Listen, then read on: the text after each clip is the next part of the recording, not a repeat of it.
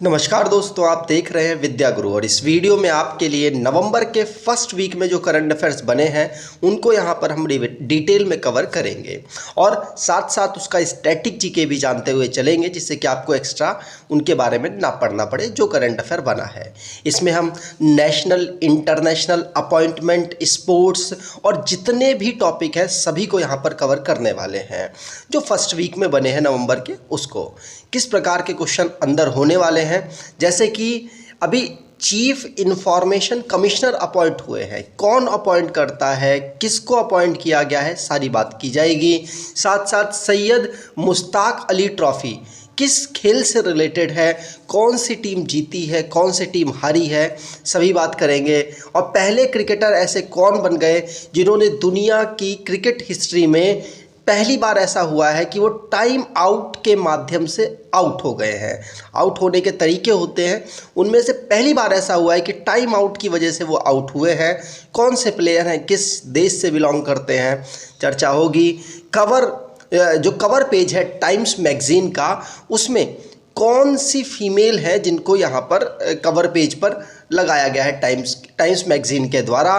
और national games पहली बार ऐसा हुआ है कि यहाँ पर 200 से ज़्यादा मेडल किसी टीम ने जीत लिए, किस राज्य की वो टीम है, बात करेंगे। साथ साथ इम्पॉर्टेंट डेज की यहाँ पर हम चर्चा करने वाले हैं। तो चलिए स्टार्ट करते हैं वीडियो को। अगर आपको वीडियो अच्छी लगे तो आपसे अनुरोध करूँगा वीडियो को लाइक कर दीजिएगा, चैनल को सब्सक्राइब कर लीजिएगा और एटलीस्ट अपने कुछ दोस्तों तक वीडियो को शेयर ज़रूर कीजिएगा। चलिए स्टार्ट करें। पहला क्वेश्चन है, चीफ इंफॉर्मेशन कमिश्नर कौन अपॉइंट हुए हैं? तो हीरालाल समारिया। कौन? हीरालाल समारिया। किसकी जगह इन्होंने ली है? तो वाई के सिन्हा की जगह इन्होंने ली है। अगर CIC की बात करें, चीफ इंफॉर्मेशन कमिश्नर की बात करें, तो इसको 2005 में इस्टेब्लिश किया गया था। किसके द्वारा अपॉइंट किया जाता है? तो द्रौपदी मुर्मू, जो कि भारत की इस समय पर प्रेसिडेंट है, उनके द्वारा ये अपॉइंटमेंट किया गया है। ठीक, आगे बात करें तो यहाँ पर आप देख पा रहे होंगे CIC को। अगला क्वेश्चन, गंगा उत्सव रिसेंटली में ऑर्गेनाइज कराया गया। कहाँ ऑर्गेनाइज कराया गया? तो नई दिल्ली में ऑर्गेनाइज कराया गया। गंगा उत्सव ये नमामि गंगा जो पत्रिका है उसके द्वारा, जो आपको पता है कि एक मिशन चल रहा है क्लीन गंगा से, गंगा के नाम से, national mission for clean Ganga, उसमें जो गंगा और की सहायक नदियां हैं उनमें उनको साफ करने की बात की जा रही है। उसी से रिलेटेड है गंगा उत्सव। यहाँ पर चर्चाएं की जाएंगी, चर्चाएं की गई हैं कि किस प्रकार से हम साफ सफाई में, गंगा की साफ सफाई में अपना और योगदान दे सकते हैं और किस रीजन में सबसे ज़्यादा ज़रूरी है गंगा में एक्शन लेना। याद रखिएगा, गंगा को साफ करने का एक मिशन है, उसी से रिलेटेड एक गंगा उत्सव ऑर्गेनाइज कराया गया। कहाँ कराया गया? तो नई दिल्ली में कराया गया है। ठीक, यहाँ पर आप देख पा रहे होंगे मिनिस्टर हैं जो कि यहाँ पर मतलब बैठक करते हुए और अपना जो प्लान है वो बताते हुए। अगला question, 24th Asian archery championship 2025 में होने वाला है और इसे कौन होस्ट करेगा? तो बांग्लादेश इसको होस्ट करेगा। कौन सा? Asian archery championship 24th number की 2025 में होने वाली है।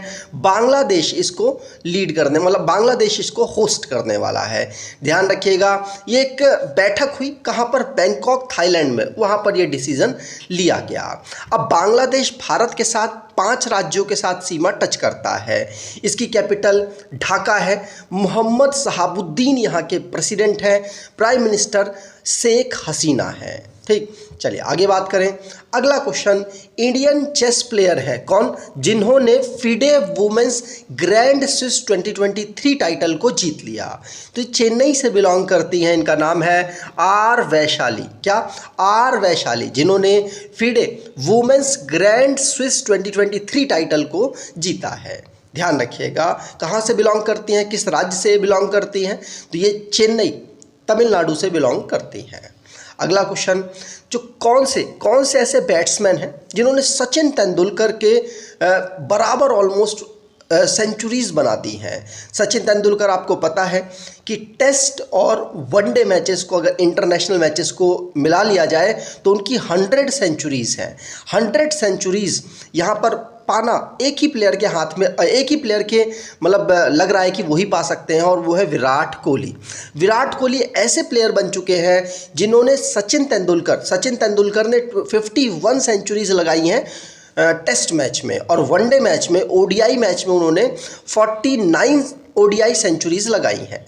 इसी प्रकार से विराट कोहली भी वो प्लेयर बन चुके हैं जिन्होंने 49 सेंचुरीज लगा दी हैं। सचिन तेंदुलकर ने 451 इनिंग्स का सहारा लेकर 49 ओडीआई सेंचुरीज लगाई, और विराट कोहली ने 277 इनिंग्स खेलकर 49 ओडीआई सेंचुरी लगाई है। मतलब काफ़ी ज़्यादा सेंचुरीज कम इनिंग में इन्होंने लगा दी। ठीक, अगला question, women's hockey Asian championship trophy किसने जीत ली? तो women's hockey Asian championship trophy किसने? भारत ने यहाँ पर जीती है। इंपॉर्टेंट है क्योंकि भारत जीता है। किसको हराकर जीता है? तो जापान को हराकर जीता है। इंपॉर्टेंट ये भी है कि वुमेन्स हॉकी एशियन चैंपियनशिप कहाँ ऑर्गेनाइज हुई? तो झारखंड की कैपिटल रांची में इसको ऑर्गेनाइज कराया गया। ध्यान रखिएगा, पूछा जा सकता है। ठीक, यहाँ पर आप भारत को देख सकते हैं। वर्ल्ड फूड इंडिया 2023 इसको किसने होस्ट किया है? मतलब इसकी एक कॉन्फ्रेंस हुई है, उसको किसने होस्ट किया? तो नई दिल्ली में इसे होस्ट किया गया। भारत मंडपम एक जगह, मतलब एक कॉन्फ्रेंस हॉल है, वहाँ पर इसको होस्ट किया गया है। ध्यान रखिएगा, जो स्ट्रीट फूड है उसको यहाँ पर प्रमोट करने के लिए, जिससे कि सेल्फ हेल्प ग्रुप को यहाँ पर प्रमोट किया जा सके, उनको फाइनेंशियल असिस्ट प्रोवाइड कराया जा सके, सारे डिस्कशन यहाँ पर हुए हैं वर्ल्ड फूड इंडिया 2023 में। कहाँ पर ये हुई? तो नई दिल्ली में ये ऑर्गेनाइज कराई गई है। याद करें। अगला क्वेश्चन, कौन सी कंट्री ऐसी है जिसने इंटरनेशनल सोलर अलायंस, आपको पता है भारत और फ्रांस के द्वारा 2015 में इंटरनेशनल सोलर अलायंस को फाउंड किया गया, और भारत के जो प्राइम मिनिस्टर हैं उनके पहल पर इसको फॉर्म किया गया है। यहाँ पर इंटरनेशनल सोलर अलायंस में बहुत सारे देश, 100 से ऊपर देश हैं जो सपोर्ट करते हैं इस अलायंस को, लेकिन इसके मेंबर कितने हो चुके हैं? 95। अब 95 मेंबर कौन बना है? चिली। आप कंफ्यूज मत होइएगा, 100 से ज़्यादा देश इस अलायंस को सपोर्ट करते हैं, लेकिन मेंबर कितने बन चुके हैं? 95 बन चुके हैं। साउथ अमेरिकन एक कंट्री है चिली, अब ये एक नया मेंबर बन चुका है। ध्यान रखिएगा, पूछा जा सकता है। ठीक, और 2015 में इस अलायंस को फाउंड किया गया, और ये कहाँ पर इसका हेडक्वार्टर है? तो गुरुग्राम हरियाणा में इसका हेडक्वार्टर है। ठीक, अगला क्वेश्चन, सैयद मुश्ताक अली ट्रॉफी, ये क्रिकेट से संबंधित एक ट्रॉफी है जिसको पंजाब ने यहाँ पर, पंजाब की क्रिकेट टीम ने यहाँ पर जीत लिया है। किसको हराकर जीता? तो बरोड़ा टीम को हराकर यहाँ पर जीता है। ध्यान रखिएगा, तो सैयद मुश्ताक अली ट्रॉफी 2023 की कौन जीत गया? पंजाब जीत गया। और किसको हराकर यहाँ पर ये जीता है? तो बरोड़ा की टीम को हराकर यहाँ पर ये जीता है। ठीक, आगे बात करें तो पहले क्रिकेटर ऐसे कौन बन गए हैं जो कि टाइम आउट के माध्यम से आउट हो गए? देखिए, आईसीसी के द्वारा क्या हुआ है कि एक रूल बनाया गया था, कि पहले रूल ये था इस वर्ल्ड कप से पहले कि 3 मिनट के अंदर एक प्लेयर जब आउट होता है तो 3 मिनट के अंदर दूसरा प्लेयर आ जाए मैदान में और पहली बॉल को खेल ले। अब यहाँ पर क्या हुआ कि अब जो ये वर्ल्ड कप था इसमें 2 मिनट कर दिया गया था ये टाइम, मतलब जो एक प्लेयर आउट होगा और दूसरा प्लेयर पहली बॉल खेल लेगा।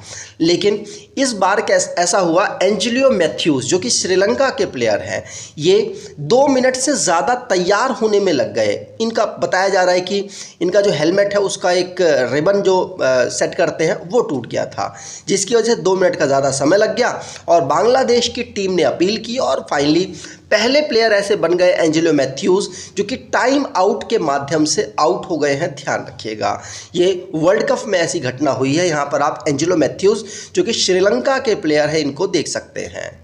आगे बात करें, अगला question, US custom and border protection data जिसने ये बताया कि इंडियंस जो कि इलीगली यूएस में एंट्री कर गए हैं 2022 अक्टूबर से सितंबर 2023 तक, तो लगभग इंडियंस की संख्या कितनी है? तो 96,917 इंडियंस ऐसे हैं जो कि इलीगली यूएस में एंट्री कर गए हैं। और ऐसे केसेस कितने पकड़े गए हैं, तो यूएस और कनाडा बॉर्डर पे लगभग 30,000 इंडियंस को पकड़ा गया है जो कि इलीगली यूएस में एंट्री कर रहे थे।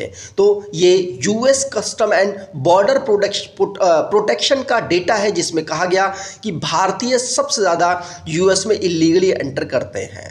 ठीक, याद रखिएगा, काफ़ी ज़्यादा चर्चाओं में रहा है। अगला question, global responsible tourism award किस राज्य को मिला है? तो ग्लोबल रेस्पॉन्सिबल टूरिज्म अवार्ड है वो केरला राज्य को मिला है। इन्होंने जो टूरिज्म है उसको सस्टेन करने, वुमेन से रिलेटेड जो भी प्रॉब्लम्स आती है उनको ख़त्म करने की कोशिश सबसे बेहतर की है, और जो टूरिज्म है उसको आसान बनाने में सबसे अहम रोल इन्होंने किया, इसीलिए इनको ग्लोबल रेस्पॉन्सिबल टूरिज्म अवार्ड मिला है। ध्यान रखिएगा, यहाँ पर आप देखें तो 6 कैटेगरीज में यहाँ पर सिलेक्ट किया गया, 6 कैटेगरीज के अकॉर्डिंग यहाँ पर सिलेक्ट किया गया है केरला को। तो केरला ने सबसे पहले जो वेस्ट है, प्लास्टिक वेस्ट, उसको मैनेज करने की कोशिश की है, और साथ साथ मीनिंगफुल कनेक्शन, जो एक अगर टूरिज्म प्लेस है उसको दूसरे टूरिज्म प्लेस से कनेक्ट किया है बेहतर तरीके से, और local sourcing, craft and food का मैनेजमेंट काफ़ी बेहतर किया है। साथ साथ एड्रेसिंग क्लाइमेट चेंज को यहाँ पर इन्होंने बेहतर तरीके से काम किया, और diversity and inclusive and nature positive tourism को इन्होंने बढ़ावा दिया है, जिन 6 कैटेगरीज की वजह से यहाँ पर global responsible tourism award Kerala को मिला है। अगला क्वेश्चन, वर्ल्ड की पहली आर्टिफिशियल इंटेलिजेंस सेफ्टी एग्रीमेंट का नाम क्या है? किस नाम से डिक्लेरेशन ये साइन हुआ है? तो वर्ल्ड की पहली आर्टिफिशियल इंटेलिजेंस सेफ्टी एग्रीमेंट, जिसको बैचले डिक्लेरेशन कहा जाता है, जो कि 28 कंट्रीज ने मिलकर इसे साइन किया है। मीटिंग कहाँ ऑर्गेनाइज हुई? तो यूके में ऑर्गेनाइज हुई थी, वहीं पर बैचले डिक्लेरेशन साइन हुआ, जो कि वर्ल्ड की पहली आर्टिफिशियल इंटेलिजेंस सेफ्टी एग्रीमेंट है। अब यूके में हुआ तो यूके की कैपिटल है लंदन, ऋषि सुनक यहाँ के प्राइम मिनिस्टर, पाउंड स्टर्लिन यहाँ की करेंसी है। ठीक, आगे बात करें। अगला क्वेश्चन, जो गुजरात की सिटी है वो पहली ऐसी सिटी बनी जिसको इंडियन नेवी ने जिसकी सिटी के नाम से इंडियन नेवी ने वॉरशिप का नाम रखा है। कौन सी सिटी है? तो गुजरात की सूरत सिटी है, जिसके नाम पर इंडियन नेवी ने वॉरशिप का नाम भी रखा है। यहाँ पर आप देख पाएंगे सूरत नाम से एक वॉरशिप का नाम रखा गया है। तो systematic voter education and electoral participation, मतलब कि स्वीप के माध्यम से जो स्कूल और कॉलेजेस में इस स्कीम को लॉन्च किया गया है, जिसके माध्यम से इलेक्शन कमीशन जो सिटीजन्स हैं, जो इलेक्शन में पार्टिसिपेट करने वाले लोग हैं, उनको यहाँ पर सिखाया जाएगा, उनको समझाया जाएगा किस प्रकार से आप इलेक्शन में पार्टिसिपेट कर सकते हैं बेहतर तरीके से। तो इलेक्शन कमीशन के द्वारा स्वीप नाम की एक स्कीम को लॉन्च किया गया, जिसके माध्यम से यहाँ पर लोगों जो सिटीजन्स हैं उनको समझाया जाएगा किस प्रकार से आप इलेक्शन में पार्टिसिपेट कर सकते हैं और फेयर तरीके से आप वहाँ पर काम कर सकते हैं। ठीक, आगे बात करें तो कवर पेज पर टाइम्स मैगजीन ने वर्ल्ड की लॉन्गेस्ट सर्विंग फीमेल हेड है गवर्नमेंट की, उनको यहाँ पर नामित किया है, उनको यहाँ पर कवर पेज पर लगाया है, और ये है शेख हसीना। प्राइम मिनिस्टर बांग्लादेश की हैं, ये 76 ईयर ओल्ड हैं। इनको टाइम्स ने अपने टाइम्स मैगजीन में कवर पेज पर लगाया है। याद रखिएगा, इनके समय पर ही बांग्लादेश, जो कि काफ़ी ज़्यादा एशिया पैसिफिक रीजन में फास्टेस्ट एक्सपेंडिंग इकोनॉमी बन रहा है। यहाँ पर बात करेंगे बांग्लादेश की तो बात कर चुके हैं। ढाका कैपिटल, मोहम्मद शहाबुद्दीन यहाँ के प्रेसिडेंट हैं, और टका यहाँ की करेंसी है। अगला क्वेश्चन, शेख हसीना आप यहाँ पर देख सकते हैं। अगला क्वेश्चन, स्टेट गवर्नमेंट, कौन सी स्टेट गवर्नमेंट है जिसने प्रोजेक्ट डॉल्फिन को यहाँ पर इम्प्लीमेंट किया है? तो प्रोजेक्ट डॉल्फिन आप ये ज़्यादातर ना उत्तर प्रदेश में सुनते होंगे, क्योंकि डॉल्फिन को कंजर्व करने के लिए गंगा में ये मिलती है, तो इसीलिए उत्तर प्रदेश यहाँ पर इसके लिए काम करता है। लेकिन अभी रिसेंटली में डॉल्फिन को कंजर्व करने के लिए तमिलनाडु गवर्नमेंट ने प्रोजेक्ट डॉल्फिन को लॉन्च किया है, प्रोजेक्ट डॉल्फिन को इम्प्लीमेंट किया है, जिसमें सरकार जो सेंट्रल गवर्नमेंट है वो 60% अमाउंट देगी और बाकी स्टेट गवर्नमेंट इस कॉस्ट को लगाने वाली है। तो 2023-24 के लिए जो तमिलनाडु की सरकार है उसने प्रोजेक्ट डॉल्फिन को इम्प्लीमेंट अपने यहाँ पर कर दिया है।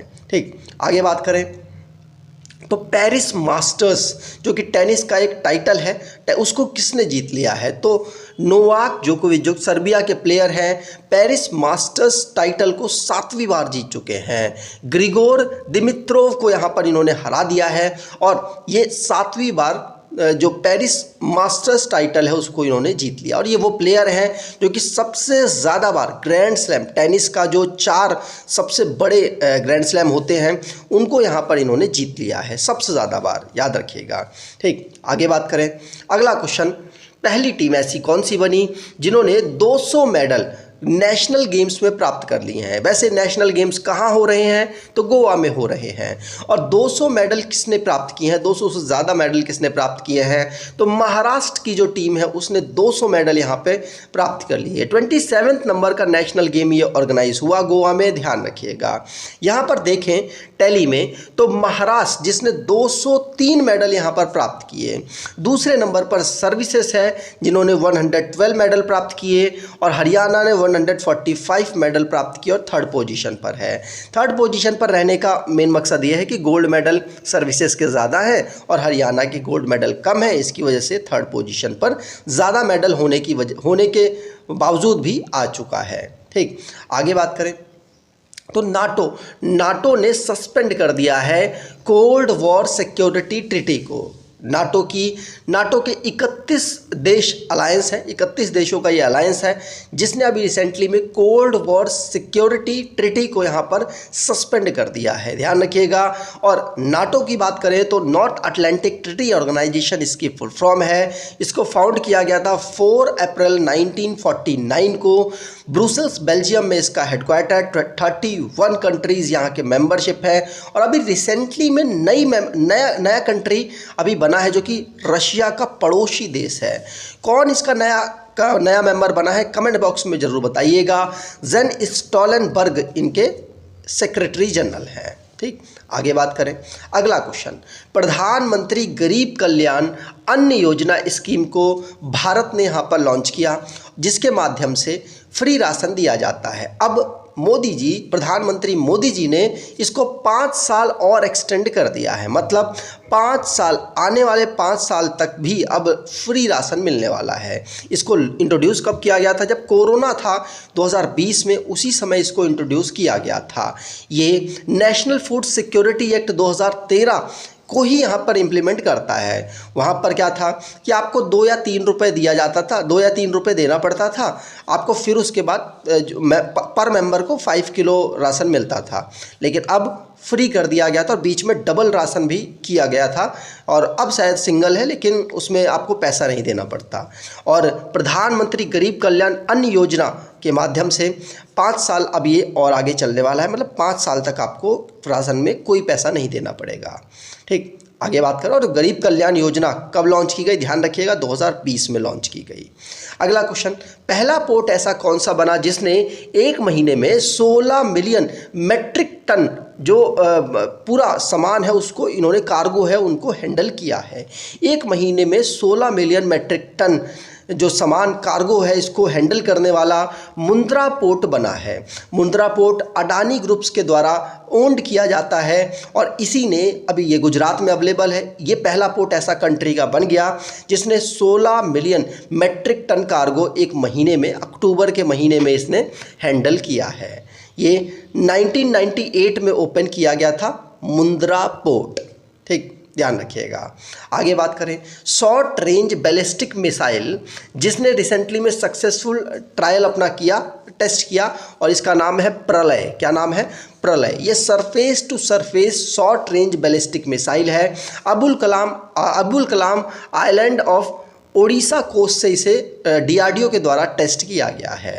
ठीक, आगे बात करें, अगला क्वेश्चन, 12 GST सेवा, 12 GST सेवा केंद्र निर्मला सीतारमण जो कि भारत की यूनियन फाइनेंस मिनिस्टर हैं उनके द्वारा लॉन्च किया गया। कहाँ लॉन्च किए गए?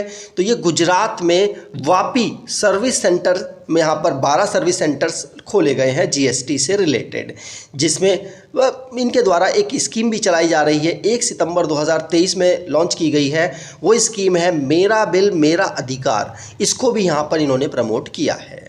ठीक, आगे बात करें। अगला क्वेश्चन, स्टेट गवर्नमेंट, महाराष्ट्र की स्टेट गवर्नमेंट ने एक्सपोर्ट पॉलिसी लॉन्च की है जिसके माध्यम से एक्सपोर्ट को बूस्ट किया जा सके। याद रखिएगा किस स्टेट ने अभी रिसेंटली में एक्सपोर्ट प्रमोशन पॉलिसी को लॉन्च किया? तो आंसर होगा महाराष्ट्र ने लॉन्च किया, जिससे कि जो एक्सपोर्ट है उसको बढ़ाया जा सके, बेनिफिट्स, एम्प्लॉयमेंट और बहुत सारी चीज़ें यहाँ पर होने वाली है। ठीक, अगला क्वेश्चन, तो पोषण भी पढ़ाई भी ये प्रोग्राम है, इसको कहाँ पर लॉन्च किया गया, किस राज्य में लॉन्च किया गया? तो मध्य प्रदेश में इंदौर, मध्य प्रदेश इंदौर में इसे लॉन्च किया गया है। 2 दिन का एक प्रोग्राम है जिसमें बच्चों को जो पोषण से रिलेटेड यहाँ पर बताया जाएगा कितना इम्पॉर्टेंट है और पढ़ाई कितनी इम्पॉर्टेंट है ये भी बताया जाएगा। तो दोनों चीज़ यहाँ पर करने की कोशिश की गई है, दोनों को कोलैब करके बच्चों को अवेयर करने की कोशिश यहाँ पर की गई है। 29 पार्टिसिपेंट्स ने यहाँ पर पार्टिसिपेट भी किया है। बिहार गवर्नमेंट जो कि गरीबों को, जो पुअर कैटेगरी में आते हैं, उनको अगले 5 साल में 2 लाख रुपए देने की बात की गई है और जिनके पास अपना घर नहीं है उनको 2 लाख तो मिलेंगे ही और 1 लाख और एक्स्ट्रा दिया जाएगा जिससे कि वो अपने घर को डेवलप कर सकें। तो बिहार गवर्नमेंट अभी रिसेंटली में इन्होंने अपना जो रिजर्वेशन है वो 75% विद इंक्लूडिंग EWS कर दिया है और अब इन्होंने जो गरीब लोग हैं उनको 2 लाख रुपए देने अगले 5 साल में अनाउंसमेंट की है नीतीश कुमार जी ने, ध्यान रखिएगा। आगे बात करें, यहाँ पर आप chief minister of Bihar Nitish Kumar ji को देख सकते हैं। अगला क्वेश्चन, इंडियन सिटी जिसको सिटी ऑफ म्यूजिक यूनेस्को ने डिक्लेयर किया है, ये पहली सिटी नहीं है, ये 3री नंबर की सिटी है। इससे पहले चेन्नई और इससे पहले वाराणसी, इन दोनों को सिटी ऑफ म्यूजिक यूनेस्को ने डिक्लेयर किया था और ये ग्वालियर अब 3री सिटी बन चुकी है जिसको music city of music announce किया है। ग्वालियर मध्य प्रदेश की एक सिटी है, ध्यान रखिएगा। यूनेस्को ने जो यूनेस्को क्रिएटिव सिटीज़ नेटवर्क के माध्यम से इसको लॉन्च किया है, इसको अनाउंस किया है। और भी बहुत सारे, जैसे कि मुंबई जिसको फिल्म सिटी अनाउंस किया हुआ है, जयपुर को क्राफ्ट से रिलेटेड एक सिटी अनाउंस किया हुआ है। इसी प्रकार से अन्य सिटीज़ यहाँ पर अनाउंस की जाती हैं। ठीक, आगे बात करें। अगला क्वेश्चन, रेलटेल जिसने यहाँ पर सिग्नल को और आईटी से रिलेटेड जो काम है उनको बेहतर करने के लिए MOU साइन किया है REC लिमिटेड के साथ।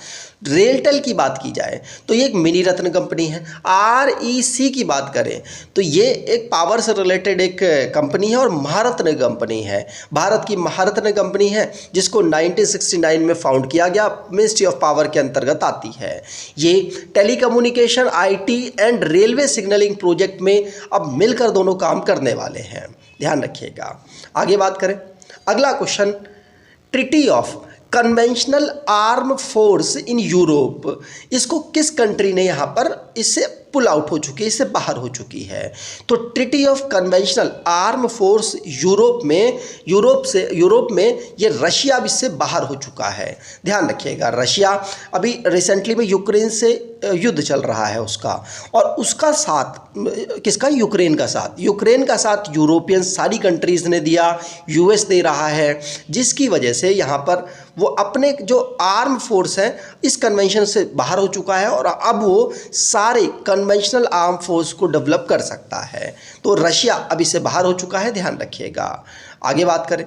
अगला क्वेश्चन, अबुआ बीर डिसोम अभियान ये किस राज्य ने शुरू किया? तो झारखंड की गवर्नमेंट ने शुरू किया। इसके माध्यम से सर्टिफिकेट्स दिए जाएंगे इंडिविजुअल्स और कम्युनिटीज़ को, किसके अकॉर्डिंग? तो फॉरेस्ट राइट एक्ट के अकॉर्डिंग। इसके माध्यम से क्या होगा? इसके माध्यम से जो फॉरेस्ट है उसको कंजर्व करने की कोशिश की जाएगी और इनके अगर इंडिविजुअल्स और कम्युनिटीज़ के पास सर्टिफिकेट अवेलेबल है तो उनकी लैंड को एक्विजिशन करना इतना आसान नहीं होगा विदाउट इनकी परमिशन। इसीलिए अबुआ बीर दिसोम अभियान को झारखंड की गवर्नमेंट ने शुरू किया है। इससे फॉरेस्ट को कंजर्व भी किया जा सकेगा। नेशनल आयुर्वेदा डे कब मनाया जाता है? तो नेशनल आयुर्वेदा डे 8 नवंबर को ऑब्जर्व होता है। इसकी थीम क्या है? तो आयुर्वेदा फॉर वन हेल्थ इसकी थीम है, ध्यान रखिएगा। पहली बार इसको 2016 में ऑब्जर्व किया गया था। आगे बात करें, अगला question, national legal service day कब ऑब्जर्व होता है? तो नेशनल लीगल सर्विस डे 9 नवंबर को ऑब्जर्व किया जाता है। इसमें सभी लोगों को लीगल सर्विस आसानी से मिल पाए, इससे रिलेटेड ये डे है। इसे प्रमोट करने के लिए डे सुप्रीम कोर्ट के द्वारा अनाउंस किया गया था 1995 में। तो अगर आपको ये वीडियो अच्छी लगी है तो आपसे अनुरोध करूंगा, वीडियो को लाइक कर दीजिएगा, चैनल को सब्सक्राइब कर लीजिएगा और एटलीस्ट अपने कुछ दोस्तों तक वीडियो को शेयर ज़रूर कीजिएगा। धन्यवाद।